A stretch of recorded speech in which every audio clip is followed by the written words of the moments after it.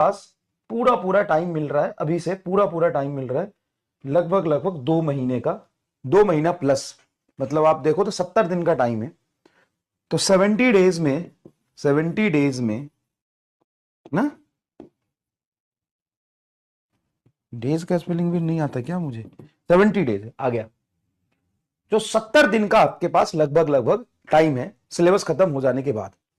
अब 70 दिन में आप क्या कर सकते हो, 70 डेज में अब क्या कर सकते हो, 70 दिन में आपको क्या करना है कि रिवीजन करना है बिल्कुल। और ऐसा तो नहीं है ना कि रिवीजन वाला पार्ट हमें पहले 15 दिन में करना है और बाकी के रिवीजन हमें 15 दिन में करना है या 1 महीने पर करना है और लास्ट के 1 महीने में से टेस्ट देना। नहीं, रिवीजन का पैटर्न ऐसा होगा, आप ऐसे अपना प्लानर बनाएंगे कि रिवीजन साथ साथ चलते रहेगा और आप पार्ट टेस्ट है ना, कंप्लीट 11 का टेस्ट, कंप्लीट 12 का टेस्ट, ये आप देते रहोगे और फिर टेस्ट देके एनालिसिस करते रहोगे और मल्टीपल रिवीजन करते रहोगे। मल्टीपल रिवीजन कभी भी क्वेश्चंस का नहीं होता, फिजिक्स में मैं बात करूं तो मल्टीपल रिवीजन होता है कंसेप्ट्स का। आपके पास ऐसे सीट होने चाहिए 15-20, खुद के सीट होने चाहिए, है ना। अगर आपके पास फिजिक्स में डीजी है तो उससे भी सीट बना लीजिए अपना, है ना। तो आपके पास हर चैप्टर की एक सीट होनी चाहिए, हर चैप्टर की एक सीट होनी चाहिए और उस सीट को कहीं एक अपने बंडल में रखो या फिर उसको दीवार पे चिपका दो। हर एक चैप्टर के सीट होनी चाहिए, अपने हर एक चैप्टर की सीट होनी चाहिए, हर एक चैप्टर की सीट होनी चाहिए, है ना।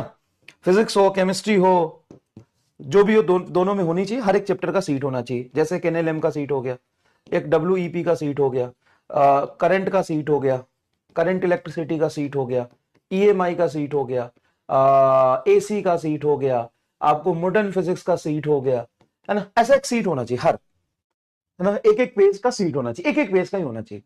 उस एक एक पेज में इंपॉर्टेंट फॉर्मूले, इंपॉर्टेंट कंसेप्ट, है ना, लिमिटिंग कंडीशंस और ये सारी चीजें उसमें एकदम छपा हुआ होना चाहिए, एकदम छपा हुआ होना चाहिए, आराम से ऐसे पैटर्न में बना हुआ होना चाहिए, ठीक है।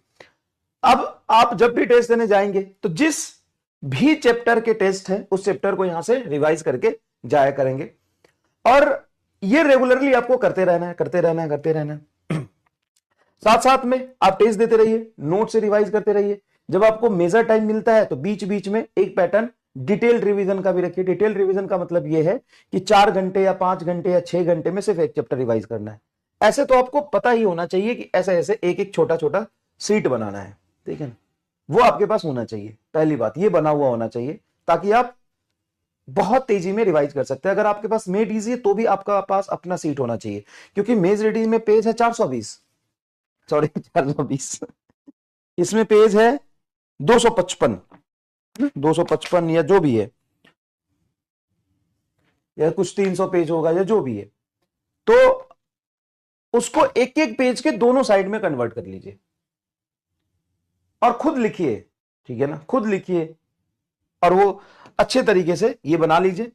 और हर 2-2 3-3 दिन के इंटरवल में 2-2 चैप्टर, 3-3 चैप्टर, सुबह उठ के खड़े हो जाइए, उस सीट को लेके घूमिए, है ना, उसे याद करिए। तो ये सारी चीजें आपको करना है ना। और टेस्ट दीजिए, टेस्ट के बाद एनालिसिस करिए और जिस चैप्टर में आपके नंबर कम आ रहे हैं या जिस चैप्टर में आपका कमांड कम है ना, या जिस चैप्टर में आपका सिली मिस्टेक्स हो जा रहे हैं, उस चैप्टर के नोट्स के क्वेश्चन भी करिए फिर, ठीक है ना। उस चैप्टर के नोट्स के क्वेश्चन करिए। हर चैप्टर के नोट्स के सारे क्वेश्चन करने की नीड नहीं है। अरे क्वेश्चन थोड़ी ना रट के जाओगे, अगर क्वेश्चन रट के, मैं क्वेश्चन प्रैक्टिस बहुत कराता हूं, है ना, तो बहुत लोग मीम भी बनाते हैं, ओ भाई साहब एमा सर के नोट्स रिवाइज करके जा रहे हैं, यहां से यहां तक सर के ऊपर तक नोट्स चला गया और ये इसे रिवाइज कर रहे हैं। लो भैया, बोला था ना मत पढ़ो एमआर से, लो भैया एग्जाम से पहले नोट्स रिवाइज नहीं हो रहा। तो एग्जाम से पहले पूरे नोट्स रिवाइज करने की नीड ही नहीं है। हम तो क्वेश्चन इसलिए कराते हैं ना बेटा, ये आपका दिमाग खुले, सोचना सीखो क्लास में बैठ के।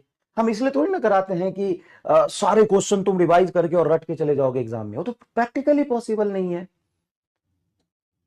बहुत सारे टाइप के क्वेश्चन हम क्यों कराते हैं, क्योंकि आपका दिमाग सोचना सीखे, समझना सीखे, अलग अलग केस में कैसे कंसेप्ट अप्लाई होता है वो सीखे।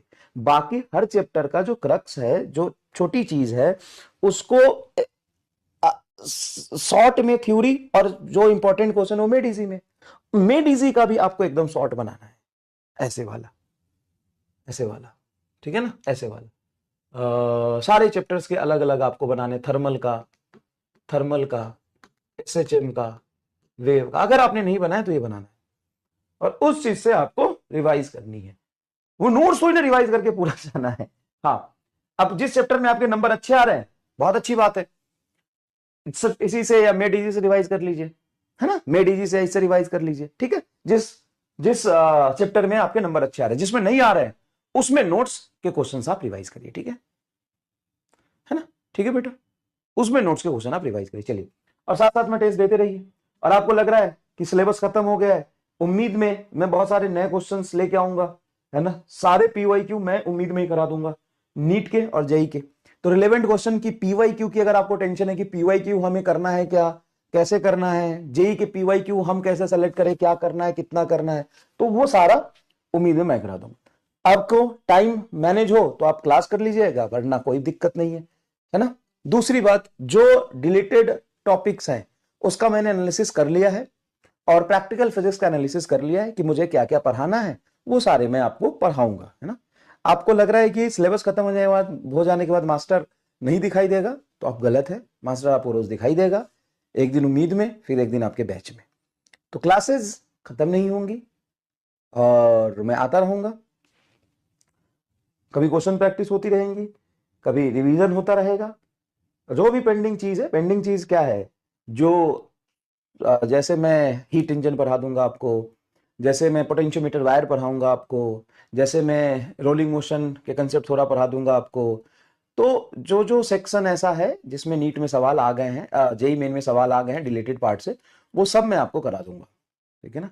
वो सब कराएंगे, कार्नोट इंजन कराएंगे, वो कर लिया एनालिसिस, ठीक है ना, वो एनालिसिस हमने कर लिया है, ठीक है, कोई दिक्कत नहीं है, कोई दिक्कत नहीं है, वो सारा एनालिसिस कर लिया, वो सारा करा देंगे, ठीक है,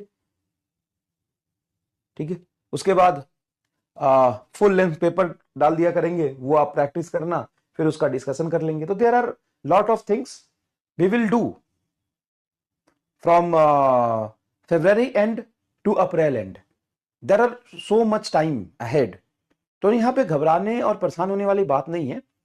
बात यह है कि आप भी थोड़ा सा फोकस्ड होइए, अपनी एफिशिएंसी को बढ़ाइए, डिस्ट्रैक्शन को दूर करिए, ओवर थिंकिंग को दूर करिए, और सोचिए कि आपकी कितनी प्रिपरेशन है, कितनी नहीं है, अगर कहीं दिक्कत है तो किस वजह से दिक्कत है, क्या प्रॉब्लम है,